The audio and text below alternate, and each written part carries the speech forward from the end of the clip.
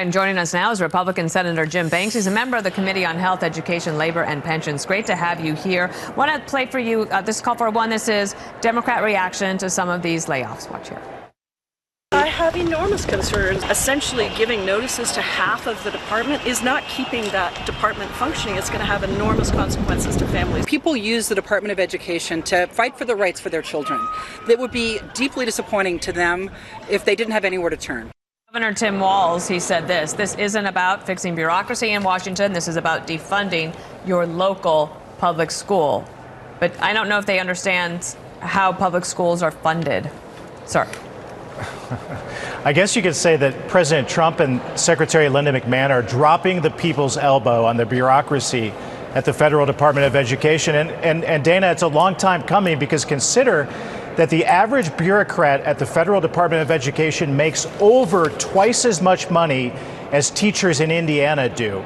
And when you talk about the $100 billion budget for the entire department, think about the schools that you could build, the teachers you can hire.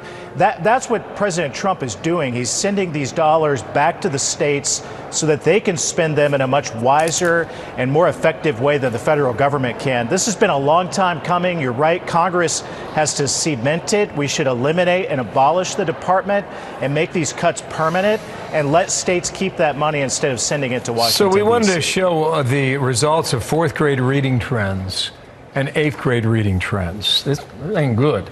Look at that yellow line right there. That is below basic, and you see how it's on the rise since 2019. A lot of that could be a COVID impact, but the trend hasn't stopped. Now here's the eighth grade reading trend. Look at the yellow line again. It's really the same trajectory there, up to 33% that are below basic reading on the national trend. Let's go back to 1982. Remember this guy? Watch. The budget plan I submit to you on February 8th will realize major savings by dismantling the Departments of Energy and Education and by eliminating ineffective subsidies for business. That now today. Will Congress allow this to happen? Well, Bill, let me tell you where reading scores are going up in states like Indiana, where we have one of the best school choice programs in the whole country. We empower parents. We let teachers teach. We get the government out of the way of these schools. And that's why abolishing the Federal Department of Education is so good for our public schools, because it empowers them to do their jobs better without the federal government getting in the way. Over the years, we've seen Republican presidents and Democrat presidents pass bills like Common Core and Race to the Top, No Child Left Behind, that have bloated the federal role in education. Now it's time to unwind it. That's what President Trump is doing in Congress.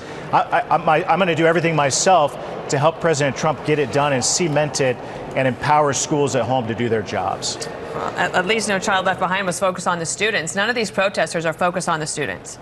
And one of the things that is going to be pushback against the Trump administration and people in Congress that support abolishing the Department of Education is something Democrats are saying today, which is the Department of Education is tasked with protecting disabled students across America. And Jamie Raskin, for example, is all out there saying, how are you going to defend this? So let me ask you. Well, I think it's simple. That will be done at the state level. A federal bureaucrat who's in Washington, D.C. can't protect schools and kids in Indiana. That has to be done at the local level. And that's why getting the federal government out of the way and letting schools take care of these issues with those tax dollars that will be spent, more tax dollars spent at the local level will help that happen in a much better way than anything that happens in Washington, Jim D.C. Banks, the Hoosier. Thanks for coming on today. We'll see where it goes, Senator. Thank you. Thank you. All right. 9 minutes.